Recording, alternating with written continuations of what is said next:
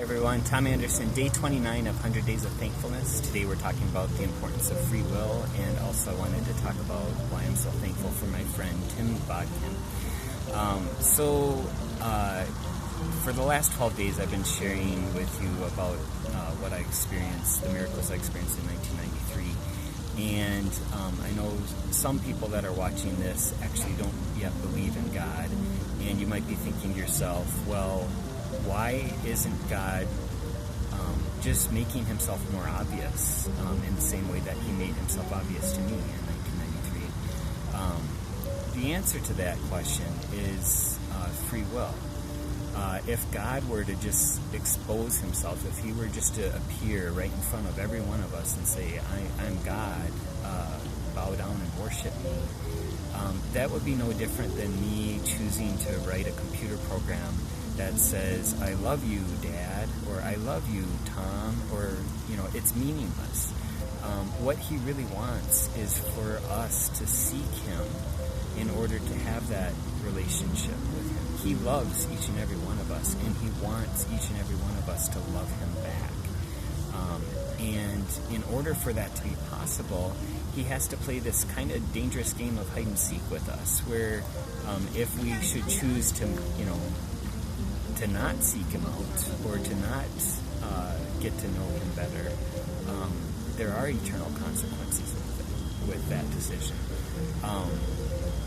But that's not to say we should be motivated purely by fear to do that, because we can experience God just like I've experienced God in this life before we move on to the next one. But God leaves that up to us. It's our decision. It's our free will. We can either choose to be eternally with God or eternally separated from God. And that is more important to God, that we have that choice than actually even the choice that we make. I know that's a profound thought, because so many of us are out there trying to get people to realize the truth about this, but really the best we can do is just to share our experiences with God and hope that others would make the right decision to actually seek out answers. In my case, it took 7 years of looking for those answers. Now, some of you who are watching this might already be believers, and you might be wondering, well, how can I change my life, or what decisions can I make, to bring God more into my life? And I talked about that a little bit yesterday.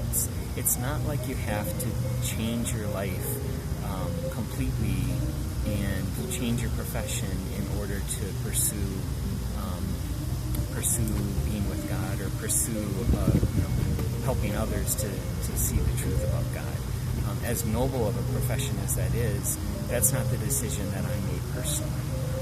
So that's one of the reasons I'm actually making these videos, is to help in that regard. But a friend of mine, Tim Bodkin, he actually did make that decision. When I met him in 1998, he was already a very accomplished computer programmer like myself, and he sat right next to me at my first job as a consultant, and we would talk about God. And he, right after that consulting gig that we did, he made the decision that he wanted to work full-time at New Hope Church, and both him and his wife in the family and children's ministries. And I just I haven't actually seen him in 16 or 17 years now, so I looked him up to see what's going on, and I saw that through they're still with New Hope Church, and Tim had recently in March of this year gone and taken a team of students to Guatemala, again for the purpose of helping others to know the truth. That's a great decision to make, but it's not for all of us. We're not all called to do that. I don't feel like I've been called to do that. But what we have been called to do is to just simply share our story, just to help other people to realize the truth about who God is. But just for someone like Tim to make that, because it's not like he was a failing programmer or anything like that. He was an incredibly good computer programmer. And so a lot of people might look at that and say, when you're that good and that accomplished in your career, why would you make a decision like that to just completely abandon it all in order to pursue a life where you're just working for the church and maybe not making quite as much money as you were before? And the answer is simply, he was called. God called him to do that, and he answered, and he responded to that.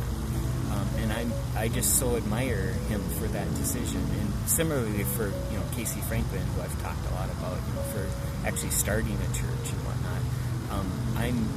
All of these people have such a profound impact on me, even though I don't feel I've been called in that same regard.